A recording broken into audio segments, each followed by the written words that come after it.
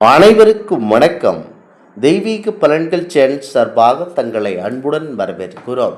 இன்று நம் காணொலியில் காண விரும்புவது வைகாசி மாதம் பிரதோஷம் அன்று செய்ய வேண்டியவை என்ன என்பதை பற்றி இந்த காணொலியில் பார்க்கலாம். வாருங்கள் காணொலிக்கு செல்லலாம். மறக்காமல் ஒரு சப்ஸ்கிரைப் செய்யவும். உற்சவருக்கு அர்ச்சனை செய்வது இந்த பிரதோஷ வேளையில் நாம் முக்கியமாக தெரிந்து கொள்ள வேண்டும். பிரதோஷம் அன்று நாம் வழிபட வேண்டிய முக்கிய முறைகளாக உற்சவருக்கு அர்ச்சனை செய்வது நன்மை தரும்.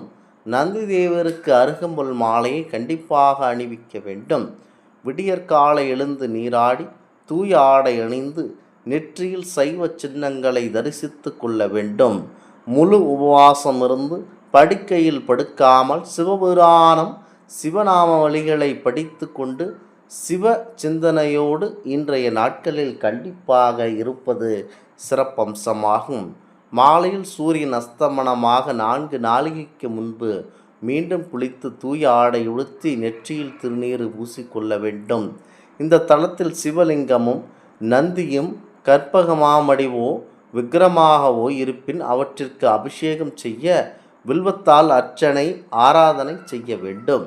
முக்கியமாக மாலை பிரதோஷ வேளையில் சிவபெருமானுடைய ஆலயத்திற்கு சென்று சிவபெருமானுக்கும் நந்திய பெருமானுக்கும் நடைபெறும் மகாயார்ஜன ருத்ர ஜபத்துடன் கூடிய அபிஷேகத்தை கண்குளிர காண வேண்டும். நந்தி தேவருக்கு அருகம்புல் மாலையை இன்றைய நாட்களில் அணிவிக்க வேண்டும். மாவினால் அகல் செய்து தூய்மையான பசுனை விற்று விளக்கரிக்க வேண்டும். கார அரிசியில் வெல்லம் கலந்து நந்தி தேவருக்கு நிவேதனமாக வைக்க வேண்டும். தீபாராதனை வேளையில் நந்திதேவரின் 2 கொம்புகளுக்கிடையே சிவபெருமானை கண்டு ஹர ஹர என கூறி வணங்க வேண்டும். பிரதோஷ நாளில் ஆலயத்தை வலம் வரும்போது அப்பிரதட்சணமாக வர வேண்டும். பின்னர் சிவபெருமான் உமாதேவியருடன் ரிஷபரூபராய் பிரதோஷன வேளையில் நாயகராய் பிரதோஷ காலத்தில் மாலை 5:45 முதல் 6:30 வரை ஆலயத்தை வலம் வரும் பொழுது கண்டு தரிசிப்பது மிகப்பெரிய புண்ணியமாகும். சிவபெருமானுடைய ஆலயங்களில் வேத பாராயணத்துடன் முதலில் திருமுறை பாராயணத்துடன் இரண்டாவதும் நாதஸ்வர மங்கள இசையுடன் மூன்றாவதுமாய் 3 முறை ஆலயம் வலம் வருதல் நடைபெறும். இரண்டாவது வலம் வரும்போது இறைவனையும் இறைவியையும் ஈசனையும் திக்கில் இருந்தருள செய்ய வேண்டும். அப்போது காண்பிக்கப்படும் கற்பூர ஆரத்தியை கண்டு தரிசிப்போருக்கு மிகுந்த பலன் உண்டு என கூறப்படுகிறது. சிவ தரிசனம் முடிந்ததும் இருவருக்காவது அன்னமிட்டு அதன் பிறகு உண்பதே சிறப்பு என்பப்படுகிறது. நந்தி தேவருக்கு அபிஷேகம் செய்யும் போது எண்ணெய், பால், தயிர், சந்தனம், இளநீர் போன்றவற்றை தரலாம். முக்கியமாக இதனை மனதில் நினைத்து கொண்டு அபிஷேகம் முடிந்தபின் அருகம்பூ சாத்திய பின் வில்வத்தால் அர்ச்சனை செய்து கொள்ள வேண்டும். நமக்கு இது பெரும் நன்மையை தரும். உற்சவருக்கு அபிஷேக நேரத்தில் பால், தயிர், இளநீர், பஞ்சாமிர்தம், சந்தனம் இவைகளை கொடுக்கலாம். பூஜை நடக்கும் போதும் சொர்ண அபிஷேகம் செய்யும் போதும் நம்மிடம் உள்ள தங்க நகைகளை கொடுத்து உற்சவருக்கு சாத்தி சொல்லி தீபாராதனை முடிந்தபின் அந்த நகைகளை வாங்கி அணிவது மிகவும் நல்லது. நந்தீஸ்வரருக்கு நைவேத்தியம் செய்யும் போது பச்சரிசியுடன் வெல்லம் கலந்து நந்தி தேவருக்கு முன் வைத்து நைவேத்தியம் செய்து கொள்ள வேண்டும். நந்தி தேவருக்கு தீபாராதனை முடிந்த பின்பு மூலவருக்கு தீபாராதனை நடைபெறும். அப்போது நந்தி தேவரின் பின்பக்கத்தில் இருந்து 2 கொம்புகளுக்கு இடையில் தீபாராதனை பார்த்தால் சகல தோஷங்களும் பாவங்களும் நீங்கும். மூலவருக்கு தீபாராதனை முடிந்த பின்பு நந்தீஸ்வரர் காதில் யாரும் கேட்காதபடி தன்னுடைய குறைகளையும் வேண்டுதலையும் அவரிடத்தில் கூற வேண்டும்.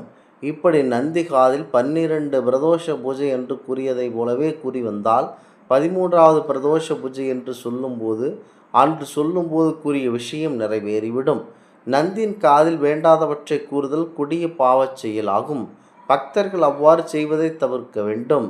நந்தி பகவானை தொடாமல் தூரத்தில் நின்று அடுத்தவர் காதில் விழாமல் கூற வேண்டும். உற்சவருக்கு நெய்வேத்தியம், தீபாராதனை இவைகள் முடிந்தவன் தான் நம்மிடத்தில் உள்ள பால், வெல்லம் கலந்த அரிசி, பஞ்சாமிர்தம் ஆகியவற்றை தர வேண்டும். இப்படி தருவதாலும் அல்லது மற்றவர்கள் கொடுப்பதை வாங்கி உண்பதனாலும் நம்முடைய தோஷம், துன்பம், பாவம் நீங்கும் என கூறப்படுகிறது. உற்சவர் வீதி உலா வரும்போது ஒவ்வொரு திசைகளிலும் தீபாராதனை செய்யும்போது இறைவனை வணங்கி அவருடைய திருநாமங்களையும் சிவபுராண பாடல்களையும் சொல்லிக்கொண்டே அல்லது பாடிக்கொண்டே வர வேண்டும். இதனால் தோஷம், பாவம், கஷ்டம் நீங்கி நன்மை பெறுவதுடன் வாழ்க்கையில் பல முன்னேற்றங்கள் கண்டிப்பாக ஏற்படும். உற்சவர் வீதி உலா முடிந்து நைவேத்தியம் செய்த பின்பு கோவிலில் உள்ள சென்று விடுவார். அப்போது நைவேத்தியம் செய்த சுண்டல், பொங்கல் போன்றவற்றை கொடுக்கவும் அல்லது கொடுப்பதை வாங்கி சாப்பிடுவதும் நல்லது. அது மட்டுமல்லாமல் உற்சவருக்கு அர்ச்சனை செய்வதும் நன்மையை தரும். பிரதோஷ நாளன்று கூடியவரை உபவாசம் இருந்து வர வேண்டும்.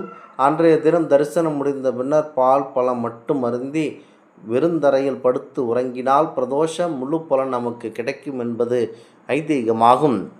இன்றைய நாட்களில் அனைவரும் பிரதோஷ நாளில் மாலை 4:30 மணி 6 மணி வரையிலான நேரத்தில் முக்கியமாக அனைவரும் சிவபெருமானையே மனதில் நினைத்து கொண்டு வழிபட வேண்டும். இதுவே முக்கியத்துவம் வாய்ந்த பலனாகும். பிரதோஷம் என்றால் அனைவரும் மனதில் நினைத்து கொள்வது, முக்கியமாக எந்த ஒரு பிரச்சனையாக இருந்தாலும் அதிலை நாம் முடித்து வைக்க வேண்டுமென சிவபெருமானிடம் கேட்டுக்கொள்வோம். பிரதோஷம் என்று அழைக்கப்படுகிறது. ஒரு பிரதோஷத்தன்று சிவாலயம் சென்றால் முக்கியமாக 5 வருடம் தினமும் சிவாலயம் சென்ற புண்ணியம் சனி பிரதோஷத்திற்கு உண்டு. அதற்கு இணையானதான் இந்த வைகாசி மாத பிரதோஷமாகும். இதனை மனதில் நினைத்து கொண்டு செல்லுபவர்களுக்கு சிவபெருமான் நமக்கு மிக முக்கியமாக அருளுகிறார். 5 வருடங்கள் தினமும் சிவாலயம் சென்று அந்த புண்ணியம் கிடைக்க சனிக்கிழமைகளில் கண்டிப்பாக வரும் பிரதோஷ நாட்களில் கலந்து கொள்ள வேண்டும். பிரதோஷம் என்பது சந்திராகாலம் மற்றும் சனி இணைந்த சனி பிரதோஷத்தின் போது சிவபெருமானையும் சனி பகவானையும் கௌரவிக்கும் வழிபாடுகளை செய்து அன்றைய தினம் குறிப்பிட்ட உணவுகளை மற்றும் நடத்தை வழிகாட்டுதல் பின்பற்ற வேண்டும். முக்கியமாக இந்த பிரதோஷ வேளையில் புனிதமாக நீராடி தூய ஆடை அணிந்து வீட்டையும் பூஜை பகுதியையும் சுத்தம் செய்து வழிபாட்டிற்கு தயாராக வேண்டும். இன்றைய தினம் பயபக்தியுடன் சிவ பூஜையை மேற்கொள்ளுங்கள். பூக்களால் சிவன் சிலை அல்லது படத்தை அலங்காரம் செய்து சந்தனம் வைத்து கற்பூர ஆரத்தி கண்டிப்பாக எடுத்து காட்ட வேண்டும். முக்கியமாக மாலை 4:30 மணி முதல் 6 மணி உள்ள நேரத்தில் அந்தி வேளையில் பிரதோஷ பூஜையை மேற்கொள்ளுங்கள். வீட்டிலும் பூஜை செய்யலாம், கோவிலுக்கு சென்றும் வழிபாடு செய்யலாம். மாலையில் சிவனுடன் சேர்ந்து முக்கியமாக அன்று அரச மரத்தின் கீழ் கடுகு எண்ணெய் விளக்கேற்ற வேண்டும். முக்கியமாக பிரதோஷம் அன்று தான தர்மம் செய்யுங்கள். குறிப்பாக பெரியவர்கள் மற்றும் ஏழைகளுடன் கருணையுடன் தர்மத்துடன் நடந்து கொள்ளுங்கள். யாரிடமும் கடினமான வார்த்தையோ தகாத வார்த்தையோ பயன்படுத்துவதை தவிர்த்து விட வேண்டும். இன்றைய தினம் சிவனுக்கு உகந்த ஸ்லோகம், பாடல்கள் சேர்த்து அனைத்தையும் பயபக்தியுடன் செய்ய வேண்டும். இந்த ஆன்மீக தகவல் உங்களுக்கு பிடித்து இருந்தால் தெய்வீக பலன்கள் சேனலை கண்டிப்பாக சப்ஸ்கிரைப் செய்து கொள்ளவும். மீண்டும் ஒரு நல்லதொரு காணொளியில் உங்களை சந்திக்கிறோம். நன்றி, வணக்கம்.